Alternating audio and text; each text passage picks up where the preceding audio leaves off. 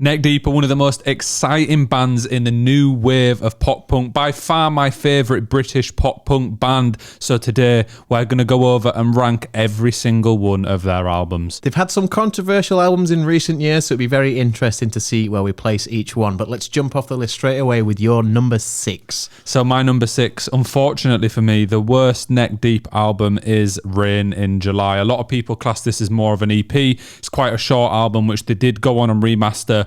But to me, re-listening to these albums to make this list, this just sounded a little bit raw, a little bit more on the heavy side as opposed to just straight up pop punk. So it does come in last place for me. I'm not saying it's a bad album, still a couple of songs on there that I really like, but not the best. Definitely more of a DIY sound, very raw, very unfiltered, but you know, it's something that a lot of people do like, but I can see the reason as to why many wouldn't. My number 6 spot is going to be All Distortions Are Intentional. Now, this album for me just did not do it, and I think the fan reception on it was very mixed. You had some people who will put this as Neck Deep's best album, and some people who just will refuse to listen to it entirely. I personally am on the other side, where I think maybe not the greatest work that they've ever done. There was a lot of veering away from their normal sound, and for me it just didn't work how I wanted it to go. Yeah, it was a completely different direction for the band. I agree. I remember at the time the reception for the album was completely off the grid. It was like no one really knew how to feel about it. I think it's taken a few years for people to really come to terms with it. But I'll go in with my next album at number 5, which is Wishful Thinking. That low? I think it's more the style of pop punk that I like. I feel like the earlier Neck Deep albums, again, there's more songs on this that I enjoy. I'm not saying it's a bad album. I would still go back and re-listen to it, but it's just more on the kind of heavy rock side. It's not particularly straight up pop punk that we've come to know from more recent Neck Deep projects.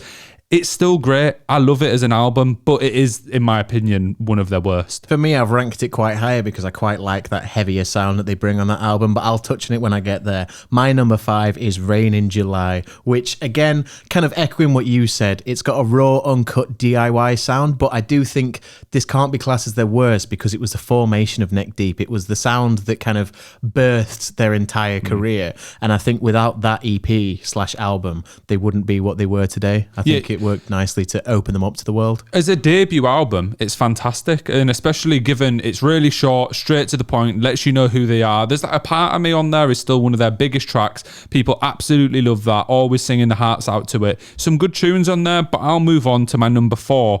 Fourth is actually their latest album in the self-titled Neck Deep record. And I will throw in my number 4, which is also the self-titled Neck Deep record. Just, it's pop punk. It's unapologetically pop punk, but it just doesn't quite hit it for me. It's not quite their old side. It feels too polished almost. For me, it's very one-dimensional. It's good. I like it. There's not even any songs on here that I particularly dislike, but it all sounds very similar, very high-tempo, high-energy pop punk. Live, fantastic, but there's only so many times I feel like I can go back and re-listen to it and find new elements of songs. Yeah, it's a return to their classic sound after All Distortions, which I enjoyed, and I preferred it more than that album. And it brings back the energy with songs like Take Me With You, a fantastic track, but it's not their best. However, it was a strong comeback based off the previous album and how I found that one. So let's move. Oh, no. I was going to say that I do actually think the self-titled album has the best album cover in many ways, and the kind of cartoon style that they went with around it is fantastic. The art direction of it, I would put top tier. But Tim, we're on to the top 3. I'll let you go first here. What's the third best Neck Deep album? So my number 3 Neck Deep album will be Wishful Thinking. Now, this is one of the first albums that got me into Neck Deep initially, so it holds more of a special spot for me. It's the first full-length album, so this was the one that fully captured Neck Deep's sound. Obviously, you had their initial EP, but this was the one that cemented that sound and said, this is who we are, this is how we're going to be going forwards. There's a lot of standout tracks on there, like Losing Teeth and Damsel in Distress, Growing Pains. A lot of phenomenal tracks on there, but it feels a little bit unpolished and kind of overshadowed by later albums, so I couldn't put it any higher than 3 because just something about it doesn't quite feel like it's there yet. Well, I'm on to the top 3, and you know what's coming in at third. It's All Distortions Are Intentional, not international. I'll never make that mistake again. But for me, I really like this Neck Deep record because I think there's some stereotypical songs where you've got like starting off with Sunderland, which is quite a heavy intro to the album. You got Low Life, which is a very neck deep pop punk song. But then there's a lot of calmer moments as well. And I think for my music taste, when I can go from maybe pop punk to a little bit more indie and it all sounding good, I liked the direction the band took here, and I think it was definitely a step away from the usual work. Even in terms of the album cover didn't have neck deep in big titles, it wasn't, the art style wasn't promoted as much or as big a part of the release.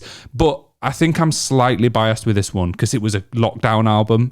So it was COVID, and I listened to it so much that I just fell in love with it. So that's why it gets number 3 for me. I did like on the album cover that they had that little tag that was almost like a clothing line, almost a little neck deep in silver in the bottom right. I did like that. I thought the album cover was cool, but I've given my comments on it. I just didn't appreciate the album, unfortunately. But we shall move on to number 2. Which is interesting because it means we've both got the same top 2, but in what order? Oh, so, Tim, let's find out. What's second, Tim? For me, it's The Peace and the Panic coming in at number 2.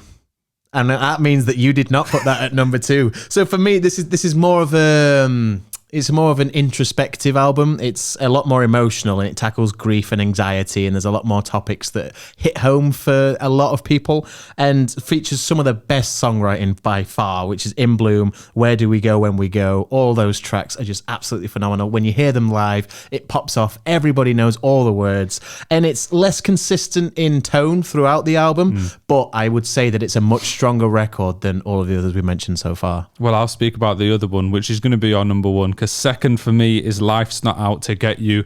I think that this album is where Neck Deep really found their sound. Obviously, we've spoke about Wishful Thinking, etc. The albums before this felt a little bit more rough, whereas this was like polished. A couple of heavier sounding tracks, but in a nicer, more pop punk way for my listening.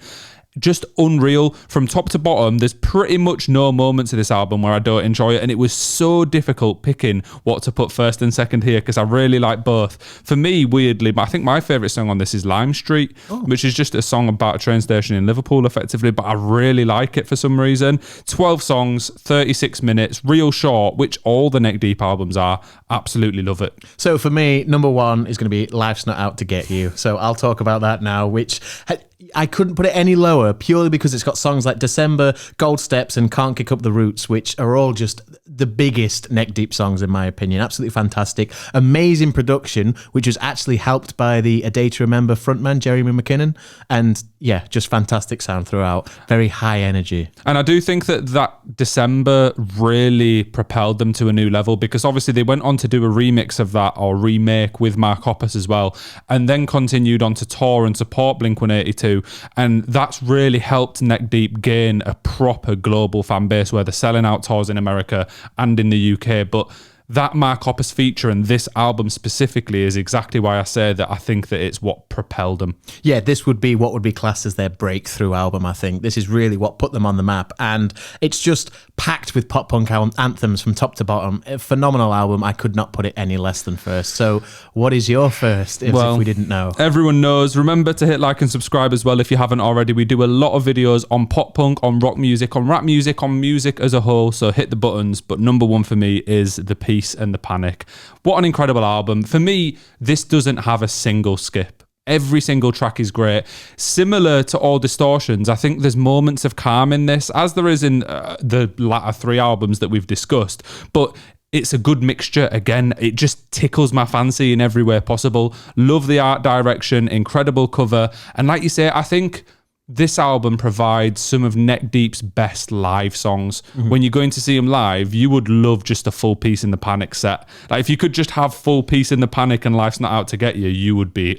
I feel like that's got to be coming down the line. In the next 5 years, I reckon we'll see a tour where they will be doing both of those albums in full back to back. Interesting fact as well, this was their best charting album. It spent 3 weeks in the UK top 100 and got a top 10, which they have yet to re-achieve. Oh, fantastic. So, big numbers. That's surprising to me, to be honest with you, when you've got Life's Not Out to Get You. I would have thought that would have performed well, but I think that was the one that maybe performed better in America than it did over here, potentially. I'm not really sure on the facts on that, but to me it feels like it might be that way. Yeah, for me, I feel like Neck Deep are actually bigger in America than they are here, which is just strange in my head for a British band, but they sound American. I was going to say, the sound is so... You wouldn't ever think, listening to them, that they were a UK-based band. I mean, I think it's that with a lot of pop-punk bands, because they've all got that sound that just feels very American and just, something about it. Well, we've reached the end of the list. Shall we quickly go over and give our full ranking from bottom to top? I'll go first. So... ranking every Neck Deep album. In at number 6 is Rain in July. Number 5 is Wishful Thinking. 4th is Self-Titled. 3rd is All Distortions Are Intentional. 2nd is Life's Not Out to Get You. And 1st, the best Neck Deep album, is The Peace and the Panic. Timothy. So this is Neck Deep's discography ranked. At number 6, All Distortions Are Intentional. Number 5, Rain in July. Number 4, the self-titled Neck Deep album. Number 3 is Wishful Thinking. Number 2 is The Peace and the Panic. And in at number 1, easily the best Neck Deep album, is Life's Not Out to Get You. Well, if you enjoyed this video, make sure to leave your Neck Deep album rankings in the comments. I'm intrigued to see if everyone's on the same page as us. I think everyone will have their own. Every single one, I think, will genuinely be different to ours. I think if you ask any Neck Deep fan, no Neck Deep fan will have the same list of all the albums. So I'm really interested. So please let us know what you think. And thank you very much for watching. Peace.